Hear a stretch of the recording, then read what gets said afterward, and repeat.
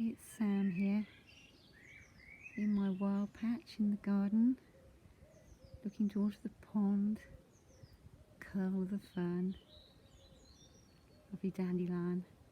But actually, what I'd like to focus on, alongside all these beauties, is some Easter icons. So I'm going to see if I can come down here and focus on my icon book so we can look at a couple of images together. Oh, Serenity's come to join us. Let's just have a little look over at her. I've tried to record this several times. She keeps coming and lying on the icons, so we'll see how this goes.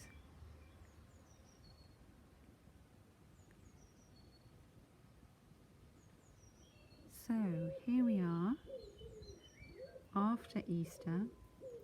I've been blessed to experience Easter twice, once with my own church, with the Anglican Church, and also with my Russian Orthodox friends who celebrated Easter the Sunday that's just gone. And in the Orthodox tradition, this is the icon that's associated with the readings for Easter Sunday, and it's often called the Myrrh Bearing Women. Excuse me while I try and get everybody in the image here. And you can see there are the Myrrh Bearing Women at the centre of the icon there. They've come bringing their scented oils to anoint the body of Christ. And there are different passages in the Bible that talk about this. I'll put it in the description. But one of the passages talks about Mary Magdalene and the other Mary. And my understanding is that in the Orthodox tradition, the other Mary is often understood to be Mary, the mother of Jesus. And that's Mary Magdalene over at the far left there. And when they come to the tomb, they don't find a body to anoint as they are expecting. They find these empty linen wrappings, the grave clothes. But you can see in the image of them in the sarcophagus here, they look rather like a cocoon, like the cocoon of a butterfly. And the butterfly's emerged, and that of course is the risen Christ that's ascending up the mountain behind them. And looking back at Mary Magdalene, and she's looking towards him, while the other women and the angel who is pointing at the sarcophagus, here comes Serenity, passing through. That went better than usual, at least she didn't stop. Yes, I'm really intrigued. In my meditations, I've been very focused on these different gazes. The angel is pointing at this cocoon-like husk, and that's where most of the women are looking. And Mary is looking a different way. She's looking towards the risen Christ. And the thing I love about iconography is it can hold lots of different possibilities at the same time. I don't think there's a judgment here. I don't think the icon is telling us that we should see it one way or another. And this really speaks to me at this time of COVID-19, because I think this is what it's like. It's what it's like for me, is that we're both gazing, we're looking death in the face. We're having to face the loss of loved ones. Some of us maybe even facing our own mortality. And that's important, that gaze on the cocoon, on the husk. And we're also looking at the spring, at the emergence of new life, and looking towards new beginnings, hoping. All of that's happening at the same time, and it's complex, it's hard, it's exhausting. I'm exhausted by holding this kind of big picture, this complex reality.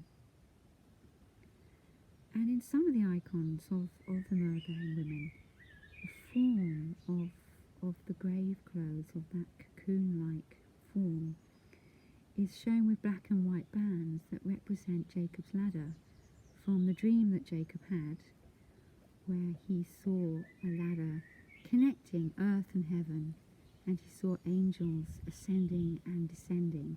And I find that very evocative, that by gazing at this husk-like form, there's this suggestion that there's more to it, that it holds both the ascent and the descent, both death and rebirth.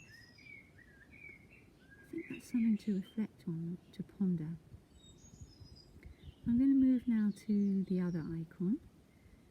See if I can do that without giving us all motion sickness.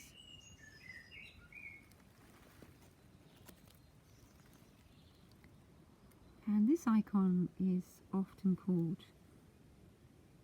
Noli tangere, and I see that Christ has acquired a spider there. That's rather lovely. Christ with added spider.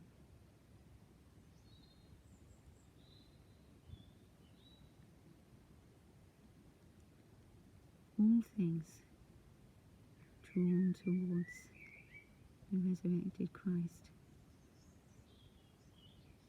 And this is a later icon in the tradition of iconography, and we know that because of partly because of dates, but also because of the form, because Mary in the older icons is not shown with loose hair. This is something that comes in from the Western tradition rather than the Eastern tradition, which would show her with bound hair, like in the previous icon.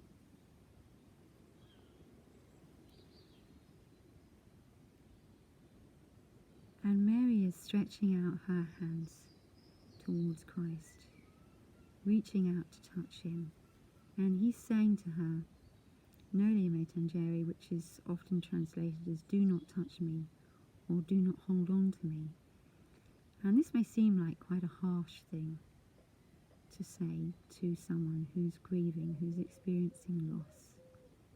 And yet perhaps there is food for thought for us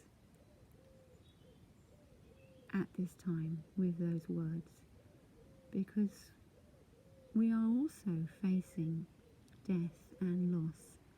The loss of our familiar routines, the loss of work, of income, perhaps of loved ones.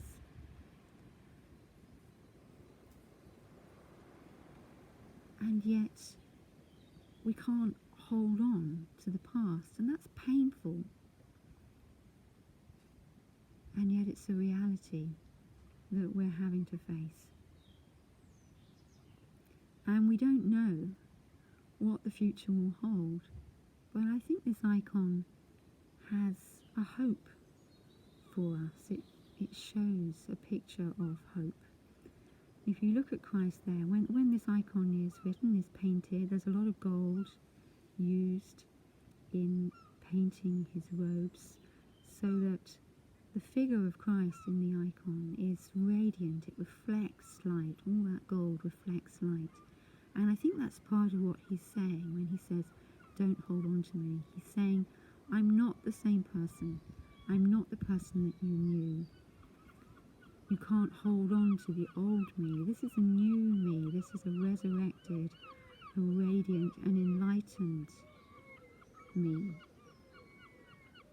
And perhaps there's an invitation there for us to awaken, that this experience of loss, of limitation, can also be, perhaps if we can really meet it, really face it, can really have a potential within it for awakening, for the harvesting of wisdom, for some kind of resurrection.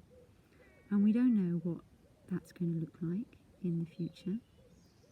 And yet perhaps even right in this moment there's the potential for us to see new perspectives, to see old things in new ways.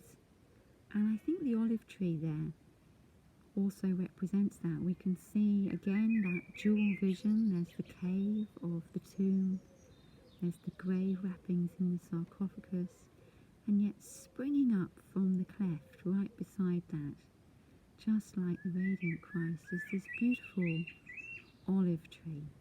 And this is kind of what we're experiencing now in the garden. I'm going to just kind of lift out again from the icons and look at this kind of context of all this beautiful unfolding growth. I mean, the fern's a good example, isn't it? It has both the dead leaves, oh, there's my boot there, I'll move my boot. It has both the dead leaves, last year's leaves, and it also has these incredible unfurling new beginnings, a spiral of possibility. So hopeful. And similarly with the flowers.